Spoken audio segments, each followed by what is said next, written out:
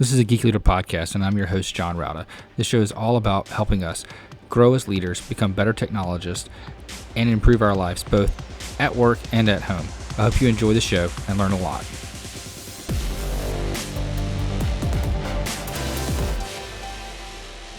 Hello, world, and welcome to a Geek Leader podcast. I'm your host, John Rauda. Today's sponsor is A2 Hosting. I've been using A2 Hosting solid-state hosting solutions for our website at geekleader.com for many, many years now, and absolutely love their support, their service, and all the features that you get. You get access to cPanel. You get all of the things that you can imagine for a great WordPress experience, including their A2 optimized WordPress, which does extra security checks, extra lockdown. You can lock down your editor file so you can't edit anything inside there. You get alerts whenever there are file changes that are done. You can also do automatic updates, backups, and more with A2 Hosting. So highly recommend it. Go to geekleader.com/A2 to get more information and to sign up for their solid-state, turbocharged speed hosting today. Again, that's at geekleader.com/A2. All right, Geek Leaders, today on the show, I am honored to have Jim Jachetta from VidOvation on the show. He is the CTO, co-founder, and they do some really cool stuff when it comes to the broadcast and media technology realm, which is the industry that I work in. So it's very self-serving to have him on the show today. But anyway, we're going to talk about leadership. We're going to talk about new tech that's going on, especially in the video world. And with all that being said, Jim, welcome to the show. Hey, John, thanks for having me. I'm honored to be one of your guests. I'm looking forward to this conversation. Yeah, me too. If you don't mind, just tell the audience a little bit about how you got to where you are in your career, what your background's been like, and what is it that you guys do over at VidOvation? Well, I hope you got a couple hours, John. I could go back quite pretty far. As a kid, my dad was an Italian immigrant. He came to this country with $12 in his wallet and met my mom, got married at a young age, and he was very proud of the 30 to 35 different jobs he had over the years. He started as an HVAC repairman. He welded windows. He got a job at Emerson Radio, manufacturing radios, and eventually ended up in the television industry, the broadcast industry. His first job was in the industry was the very early days of the WWF. Is it John McMahon or Jim McMahon? Jim McMahon, yeah, Jim McMahon, the founder. I remember years after I go to my dad's like, was there a guy, Jim McMahon, there in those early days? He's like, yeah, he always bought us pizzas at the end of the day. Very nice guy. So my dad was from Italy, and he didn't understand why grown men in tights were hitting each other over the head with chairs. Then that led to him working at NBC, ABC. His last job in television before starting his own company was at NBC. He worked at 30 Rock for about 12 years. He was just a technician. My dad took a couple of engineering classes in Italy, but didn't really take to the structure of class. So he's kind of a self-taught person. So he started his own company called Multidyne in the late 70s. The company made the first portable color bar test signal generator. And so it was like 78, 79-ish. And then CNN came on the scene in about 82, I believe, 81 or 82. And they bought hundreds of these color bar generators, test signal generators. NBC bought them, CNN bought them. And that's what launched the company. And, my brother and I were always involved in the business as kids. We soldered circuit board. This is before things were surface mount. I don't know how much you know, John. Right? Yeah. Everything's made by robots now, but circuit boards were made by hand back in the day, and it was my brother and I were involved in that. So it was always a business, marketing, engineering conversation around the family table as a kid. And then about actually June 27th of June 17th of this last month was our 13th anniversary. So VidOvation, my midlife crisis was to, my wife's from California. So my wife wanted to move from New York to California, and what do they say? Happy wife, happy life. Yeah. I also felt it was time for a change.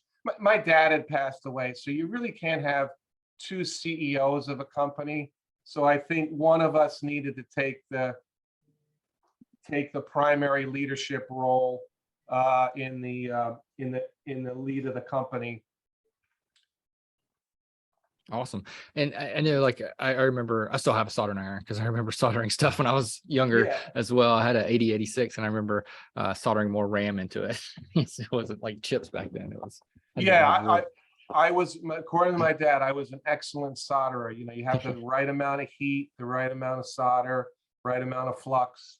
Then you got to clean the boards. Mhm. It's a whole. It's all automated now. So one of us needed to step away.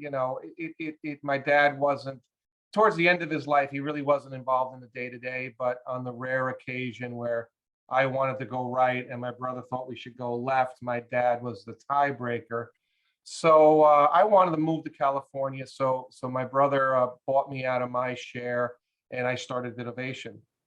And Awesome. um, at the time, the company was fiber optic based primarily, so I wanted to get into IP.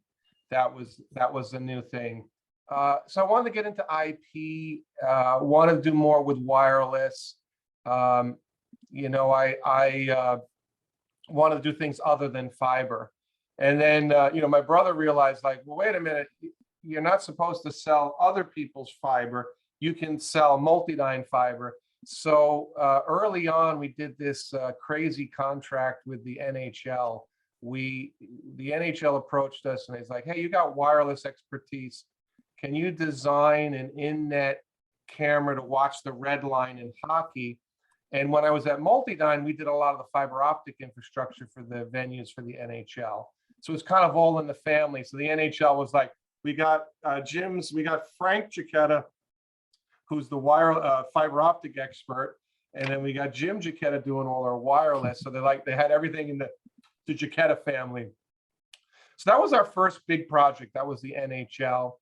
And then IP. We have a very successful IPTV offering, and IPTV is kind of a broad concept. Our definition of IPTV is enterprise IPTV.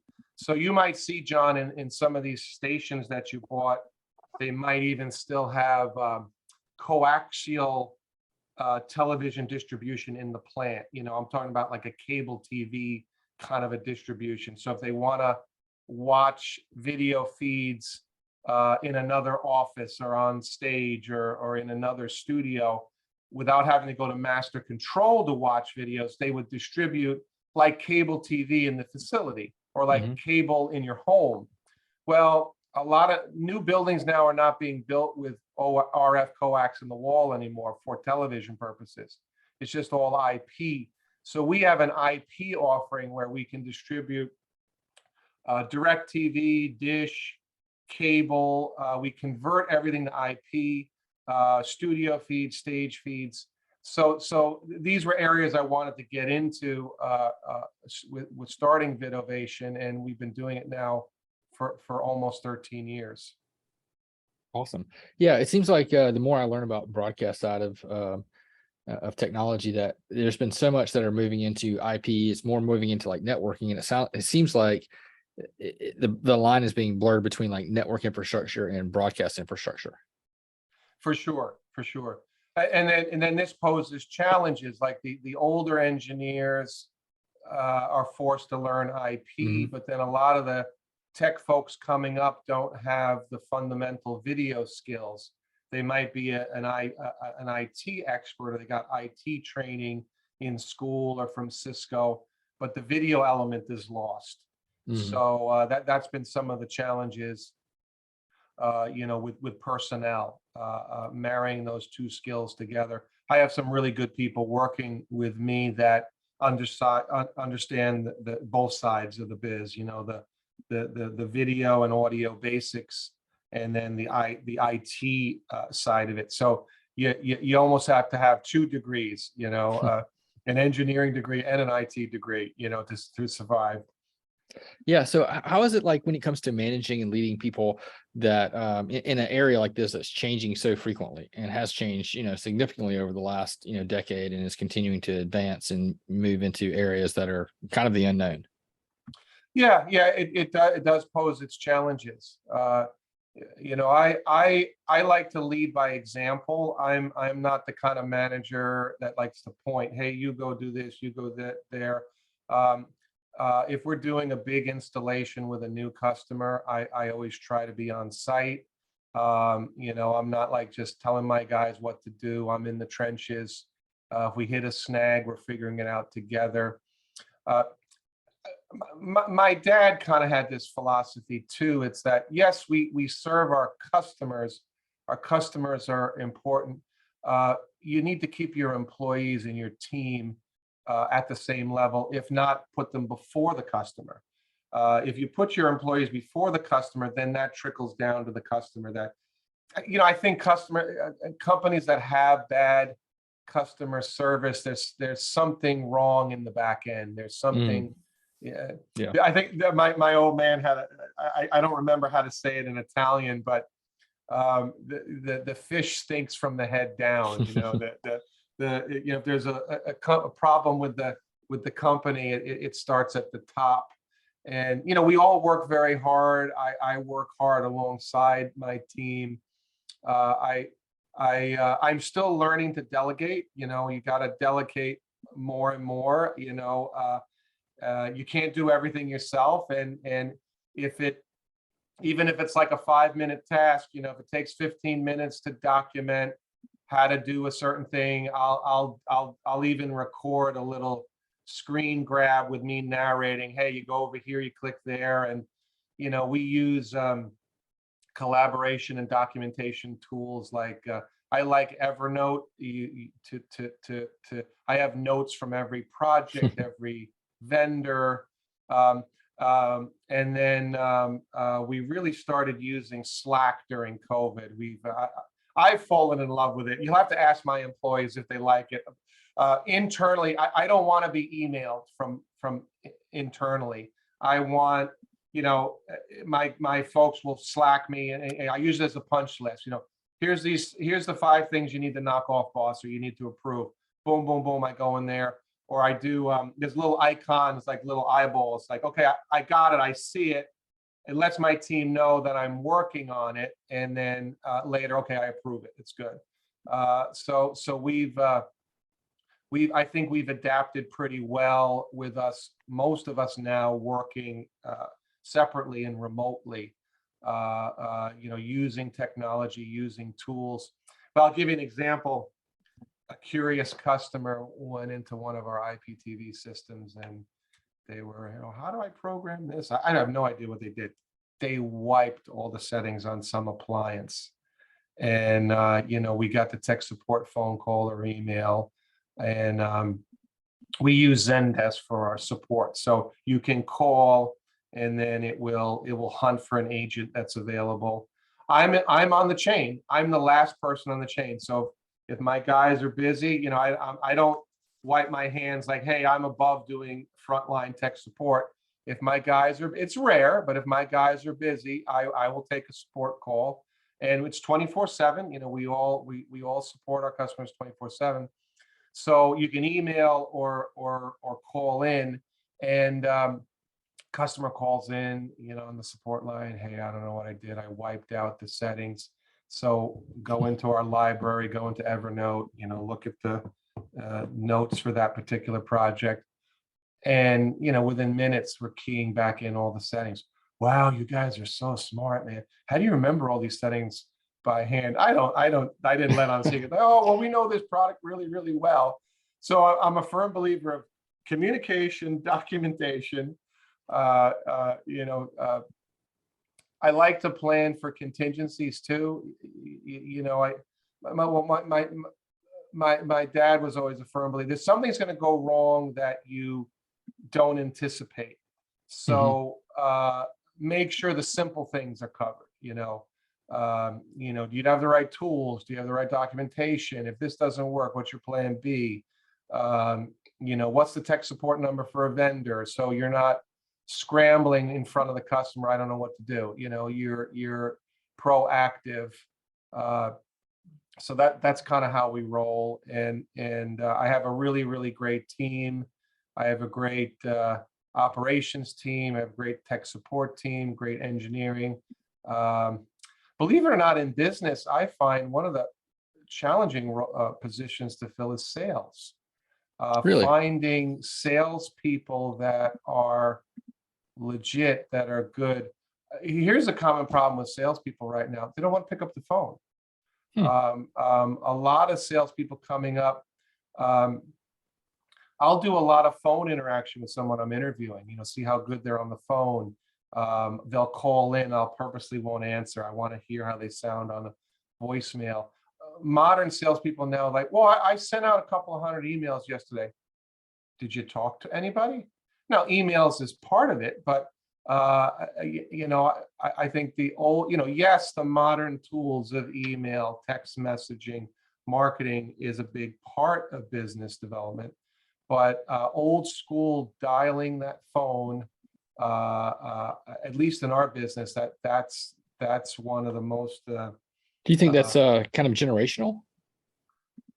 I think so. That could be part of it. Because I know, like when I talk to like kids, I say kids that I teach part time at Winthrop University. And I talk to students that are there, and I remember back when if you wanted to go on a date with someone, you had to call their house, and their parents would answer, and then you would talk to them on the landline. They had to be home at that point. You didn't have cell phones, you didn't have text messaging, and now it's like people are so used to just text messaging everything. The phone conversation is kind of a rare thing when they're growing up, so they're uncomfortable with that. Yeah, and we don't call it cold calling, we call it warm calling. And what's the difference? Well, we might have a list of people we don't know, so they're cold, but it's targeted. We're not calling the yellow pages, going alphabetically, not. So we have some idea. So if we're kind of targeting a certain type of, say, production company, and we've helped someone similar, and then we might name drop. So it's like, hey, we helped XYZ production do this crazy live reality TV show. Have you guys ever had aspirations of doing a live reality TV show? We'll call. Now, 90% of the time or 95% of the time you get a voicemail, then you do an email, then might do a text message if we have a mobile number, might hit them up on LinkedIn. But my VP sales, he could sell ice he could convince an Eskimo that he needed ice. So it wouldn't be like he's tricking him. He would find a reason why the Eskimo needed the ice, and he would sell it to them. Wow. Yeah. So I like people with a good attitude too. That you can get people that are really well educated. I think a good attitude and a willingness to learn can go a long way. Granted, having specialized skills is always a positive, but if you get someone who's really good at their craft, sometimes a little arrogance comes along with it, and they think they're above going to meetings, and they're a little bit prickly with other employees, prickly with the customer. So I think attitude and a willingness to learn sometimes can out trump specialized skills, because the specialized skills can be taught. I don't think you can, and I think some of that DNA in sales too, you can't teach that's part of it too. I think a lot of people think they can do sales when they're really not cut out for it. Yeah, I understand that completely. I know when I was many years ago, I had my own company that me and a couple of friends started. We ran that for about 7 years before selling it off. But sales was always the most challenging part for me because it didn't come natural. It's like I had to force it, and it just wasn't. I wasn't comfortable with that. Luckily, I had one of the partners that was much better at that side of it than I was. Yeah, well, that's important. Have if you're putting a team together, have backfill people in your weak spots. Yes. So let me ask you about that a little bit. When it comes to like hiring, have you seen it more difficult to hire now with post-COVID world, or is it easier for you? It depends. I think a lot of it is luck. Things are ramping up right now. I'm probably guilty of not doing this, but one of yeah, we as a team, so I wear a lot of different hats. And when I was a kid, I was painfully shy, and now, if you asked my 5-year-old self, I'd be doing a podcast right now. I'd be like, "That's crazy. I wouldn't speak in front of hundreds or thousands of people. That's crazy." Well, we're not live, but you understand. I do webinars. I'll speak in front of a room of 100 people. Some people that have known me my whole life, he was such a nice, quiet, sweet kid. Now he just doesn't stop talking. He's just, he's out there. So I came from a shy kid, went to engineering school, went into my dad's business, and my dad was the primary salesman. He was working off of referrals, really, people he knew.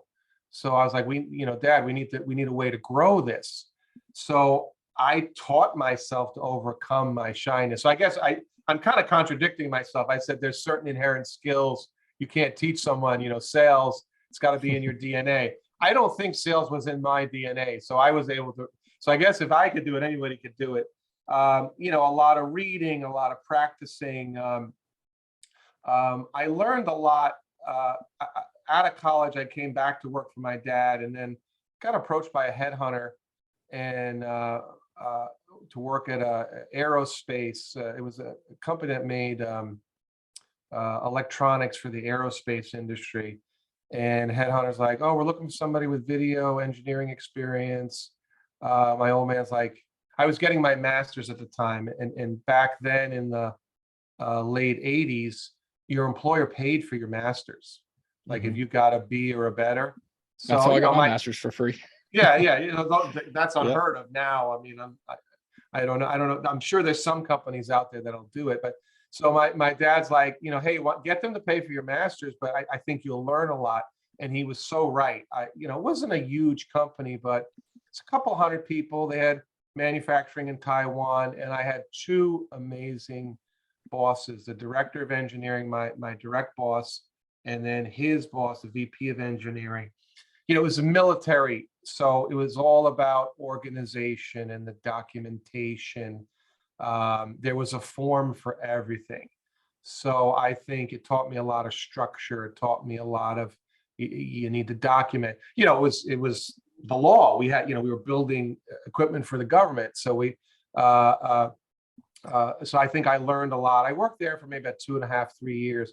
So then I came back with a lot of ideas, and I would go to lunch with the sales guys a lot and ask them a lot of questions. And then the sales guys love having access to an engineer in case they got a technical question. So the sales guys loved sharing with me and say, "Well, could you answer this tech question? Oh, I got a conference call at 3."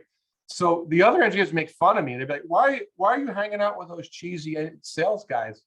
Pardon, not all sales guys are cheesy, but the engineers thought these sales guys, "Well, why are you hanging out with those guys?" It's like, well, my dad's business needs sales. I want to learn how these guys tick.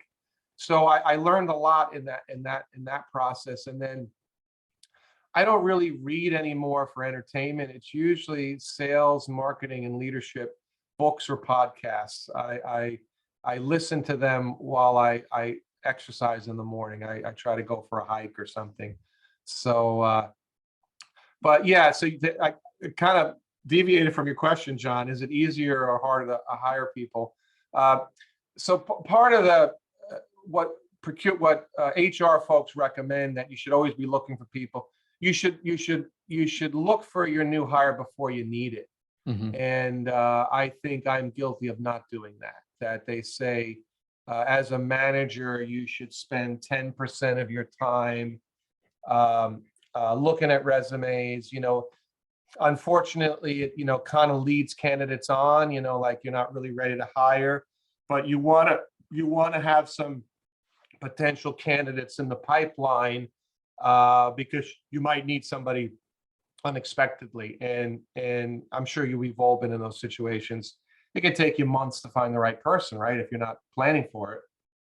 Yeah, for sure. And I think we all fall into that role where, you don't want to hire, if you don't need the role, because then you have to let someone go, or it becomes, you're wasting company resources and that person's time if you hire outside of that. But I think that's where it comes into, it's important to network and get that, group of people around you that you can pull from. Like, for example, if I needed to hire someone in a leadership role, I've been around a lot of tech leaders, and I've had this podcast. I've been talking to a lot of them. There's a vast community that I can reach out to and maybe find someone that's looking for a change, or that knows somebody that's looking for a change, and we can try to go that route and kind of build that area. So I think that's where, like, going to meetups and just building that network of people that are in those realms where you might need to hire someone from is important to help you out when you get in that situation. Yeah, no, definitely. I don't know if maybe you disagree, and I don't really do this, but they say you should be at minimum scanning resumes, even I don't know. I guess maybe the approach is to be honest with contacts, like, hey, your resume looks good. I'll keep you in mind. I might need someone in 6 months. So you just start some initial dialogue. I'll tell you one example. I've hired someone, and years later that person moved on, or maybe didn't work out. I've gone back to the second or third runner-up from the prior interview, and I've kept in contact. Or particularly in sales, or even engineering, the person will say, "Hey, Jim, I really enjoyed our interview. Is it okay if I keep in touch? If a position opens up." Like they were, in hiring, second or third place doesn't, a silver or a bronze medal in HR doesn't really help the candidate much. But keeping in contact with them, and then I've gone back and actually hired one of those runner-ups from a prior round of hiring, and it's worked out. So keeping in touch with people that you've been interviewed in the past, don't just like ghost them. Like, thank them for applying, tell them, it was a really hard decision. I encourage you to keep in touch. I'll keep your resume. Don't burn that bridge, because that runner-up might be ideal for a slightly different position down the road.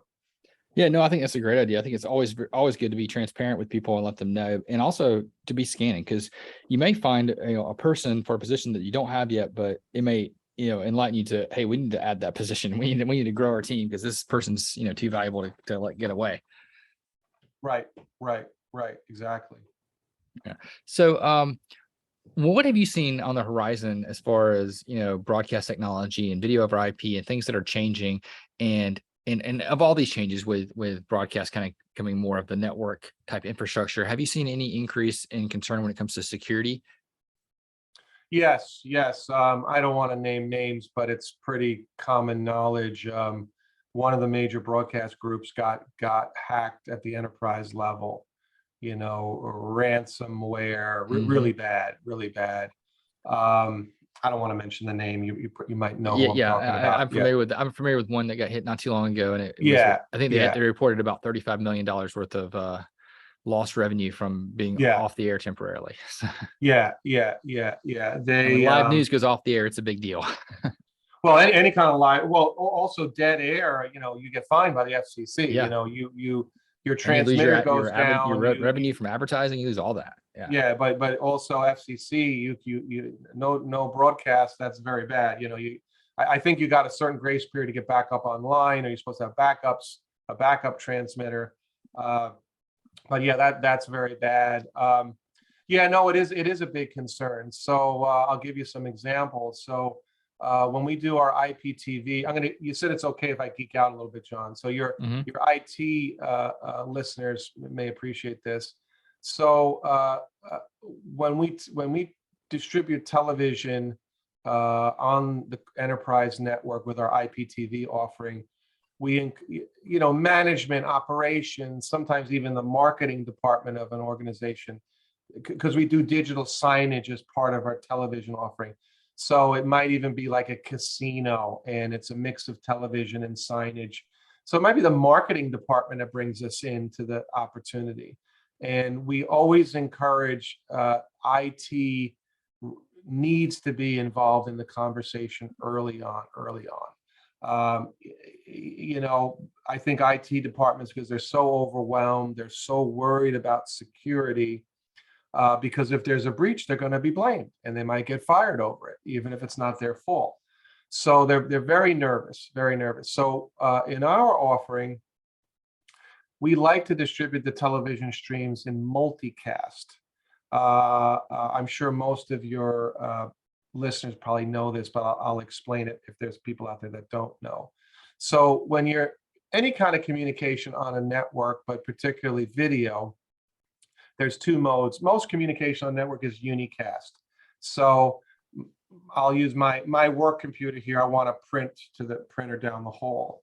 Well, that sets up a point-to-point or a unicast communication. I don't need to let the whole organization know that I intend to print. I don't need to broadcast that to every terminal. Jim's printing something. I just need to talk to the printer. So those are one-to-one communications. Multicast, it's in its name. We're casting to multiple endpoints. So the stream is allowed to propagate. It's allowed to replicate across the network. Mm-hmm. And most corporate networks have multicast or internet group multicast protocol or IGMP turned off. So we have to get IT to turn that on all the switches. And while it's rare, we've run into some organizations where multicast is verboten. They won't allow it. A multicast stream, if not managed right, could cause damage. It could ping around the network indefinitely and cause damage. But, we set the TTL, or the time to live of the stream, that if it hops more than a couple of dozen times, it dies naturally on its own. It can't cause damage. So it can be set up right. Rules can be set up in the switches so the multicast streams propagate on the ports they're supposed to propagate on, and nothing malicious can happen. So that's a fundamental change on the enterprise. We got to get IT on board to enable multicast. So I'm sure you can imagine, John, in some cases that might be challenging, right? Yeah, I know when we had to go through that process, for some of our streams, it was like, well, let's enable it on the switches and then limit which VLANs we can do and segment things off the best we can to prevent any kind of crossover on any of that, but also to make sure the devices are set up, like you said, with proper TTLs for everything. Exactly. On an existing install, setting up a physically separate network may not be practical, but we've done quite a few projects for. Well, so Viacom became Viacom CBS. Now Viacom CBS is Paramount. So the joke I have with my Viacom Paramount customers is like, who's printing those business cards? You just printed 10,000 business cards that said Viacom CBS, then 6 months later, now you're Paramount. So I think it's to promote the Paramount streaming platform. They're changing the whole company. So we've done the Viacom HQ in Gower. It's a Hollywood facility. Viacom a few years ago built a centralized building in Hollywood. They were kind of a fragmented, at least in Southern California. BET was in one building, Comedy Central was in another building. So they brought the leadership team or most of the operations all under one roof. At least in some cases there might be satellite facilities, but at least leadership, so they can collaborate and have meetings together. They're all under one roof. So they built a brand new building. And the nice thing about building a brand new building is they brought fiber connections to each floor, and the blue cabling was for television, the red cabling was for voice and data. So they took it more than just a VLAN separation, physically separated the television infrastructure from the business operation infrastructure. But yeah, certainly putting things on their own VLAN is highly recommended. Yeah, definitely. If you can physically air gap, we I definitely recommend always doing that for a broadcast. So that way, if you do get hit with ransomware or some kind of other malicious thing, it's not going to bleed over into that on air and affect on air systems. And I know that's we had a project a couple years ago to do that, to actually separate everything off and go through that separation between broadcast, on air, and in the in business units, and that was a big deal. And once that was completed, it's a little bit more difficult when it comes to putting content on the network, but it really saves you if you do get hit with anything. Yeah, even just troubleshooting too. If there's some, again, then if they don't want to have the corporate switches multicast enabled for whatever reason, security or whatnot, so then the video streams would, even if they tried to propagate on the wrong physical network, just won't propagate. It's not multicast enabled.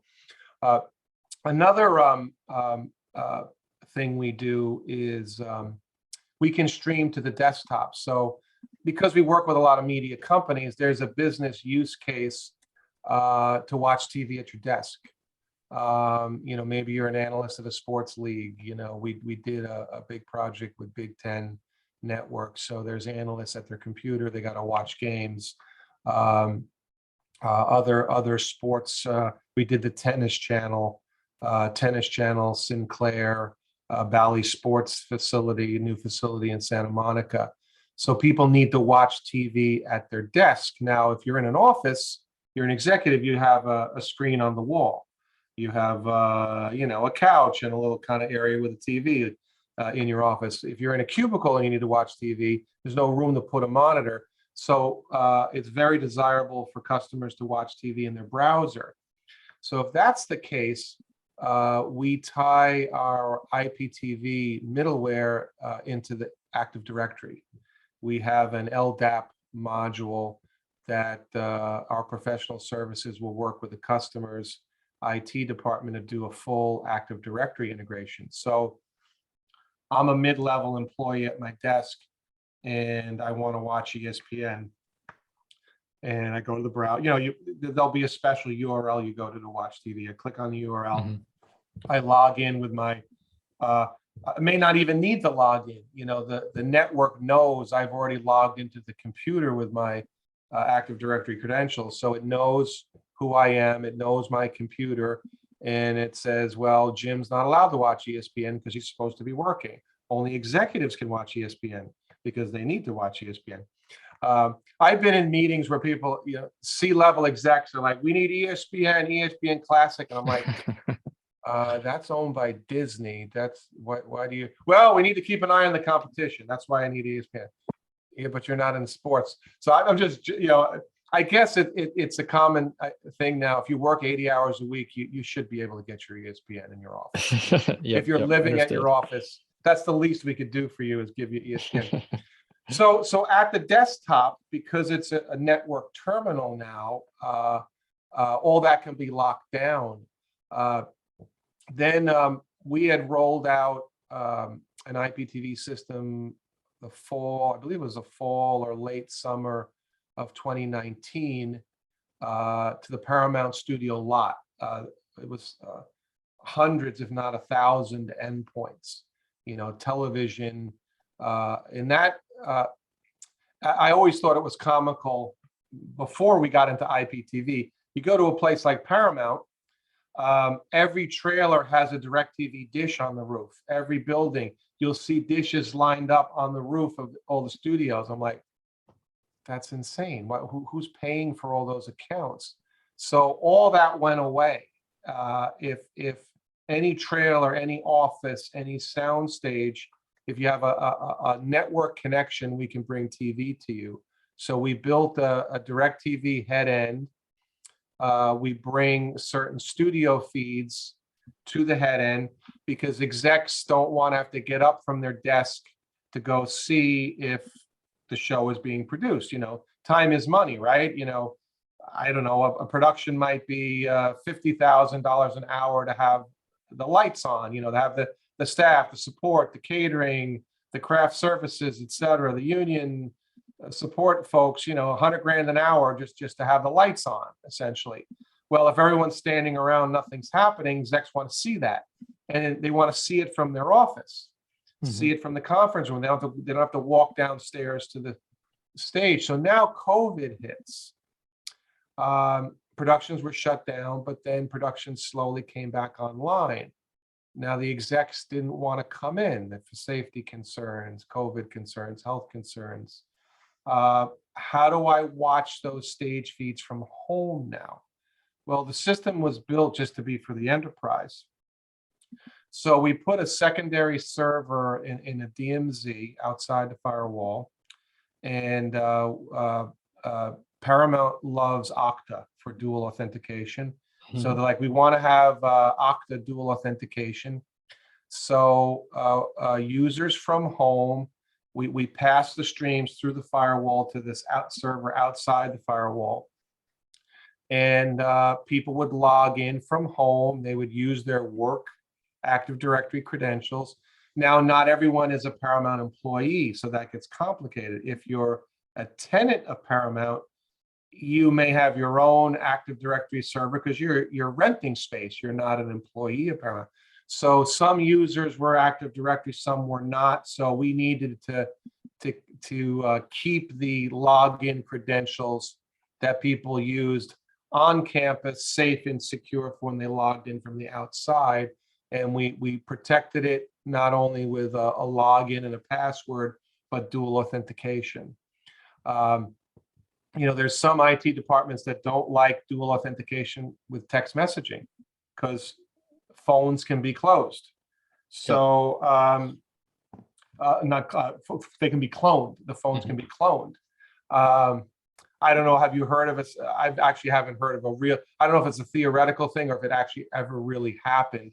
So Okta, I think that happened with Jeff Bezos. That's how they got his, is they cloned his SIM card, and when he reset his Twitter password, it went to the SMS message went to the attacker, who then was able to gain access to his Twitter. Okay, well there you go. But it's typically only like really high value targets that someone's going to spend that type of effort to well, and we're talking about a studio, and in television, you'll learn this, especially if it's an episodic kind of a show. If something leaks before, my kids when they're younger did some extra work. So if you're a parent they put tape over the lens of your camera on your phone, or they even take the phone away. While they're shooting, no phones are allowed on set or near the set. Because you've seen it, something leaks out, it ruins the dramatic ending for some TV show. So security is very important. So dual authentication to protect access to the streams internally and externally. We are very good at what we call digital rights management, or DRM.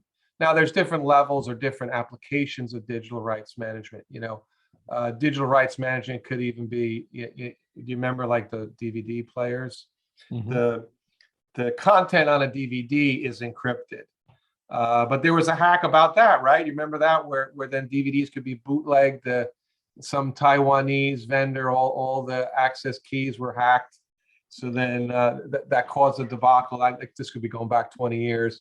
Yeah, and you can go back even further than that. We had the cassette tapes where you put the little piece of tape up over them so you can record. Yeah, right. That let you realize the thing was punched out. You couldn't write over it or record on it. Yeah. So digital rights management, where in the satellite world, in the cable world, pro-idiom is a very common form of encryption. It was invented by Samsung, LG, and others as a common protocol for encryption, and it's very sophisticated. It's the keys are constantly changing. So unlike other systems, if a key gets hacked or misplaced or misused, keys constantly changing. So it's like having a lock on your door where the key's changing every few seconds, or the passcode, the keypad to your data center, the code is changing every 15 seconds. With Okta, you can do text message authentication, or you get an Okta app The app has to be registered with the IT department, tied to your Active Directory. So it's a closed loop, that, employee gets fired, their Active Directory account gets disabled, everything dies, everything is disconnected. I know, I'm sure you've seen this with like financial accounts, like my E-Trade account. I got to use the authentication app where the code changes every 15 seconds. So Proidium works very much like that. Now, in the case of Paramount, because we wanted to stream to the desktop, decrypting Proidium is problematic at the desktop. So we work with DirecTV and get Proidium turned off. In exchange, we use Verimatrix encryption, which Proidium and Verimatrix are kind of the two industry standards that are most utilized when it comes to encryption of streams. I hope I'm okay, John. This is kind of geeky stuff. You said it was okay. So we're experts in Proidium and Verimatrix. So depending on the type of application, we chose Proidium because then we have more flexibility then, or then we can convert to AES encryption for certain types of endpoints that can't decrypt Proidium or Verimatrix. So these streams, someone logs in doesn't mean someone in the recipient's house couldn't hack in. A clever kid at home could hack into the father or mom watching the stream from work, or it's coming through the public internet. So that Verimatrix encryption was carried through to the endpoint. So that was a big concern. So it was like May or June of 2020. Hey guys, how quickly can we turn up dual authentication and allowing people from home to watch the stage feeds? Took us a couple of weeks. The customer's like, well, when did you need it? Well, we needed it 3 weeks ago. So it was one of those. But the way it always happens, right? They always needed it in the past. Yeah. Obviously it was urgent, but we didn't want to rush it. We did a lot of testing. We were able to get it up in a couple of weeks, and customers very, very satisfied. So kind of a side note, people want to bring DirecTV to their house. Now, that's a distribution violation. You can't, so they could only bring their content home. DirecTV, if we start moving content laterally off campus, we start to look like a cable operator, and that's not allowed. So if somebody wants to watch DirecTV in another building, this is the rule of thumb: DirecTV, cable, or dish network content cannot cross a public thoroughfare. That's kind of the rule of thumb. But DirecTV can cross a public thoroughfare if you're streaming to consumers. So the rules and the laws are a little outdated, but they'll change, I'm sure. So how can people learn more about the things that you guys are doing at VidOvation and connect with you online? Oh, great. Yeah. So VidOvation, sometimes people want to put an E in it. It's VidOvation. VidOvation.com. That's our main website. You can find me on Twitter on my own name. The company doesn't have as many followers as I do, so it's just Jim Jachetta, JimJachetta. I'm on Twitter. I'm on LinkedIn under my name. There's another Jim Jachetta, but he's not in media. But definitely email. You can visit our website. You can email me at jimj@vidovation.com, or give me a call, 949-954-5290. That's my direct dial. So I'm accessible, so you can reach me anywhere. And thanks so much, John. If you enjoyed that episode, please leave a rating and review in Apple Podcasts. I'd greatly appreciate that. And also, don't forget to check out merch. We have some T-shirts that I've designed that are on at geekleader.com.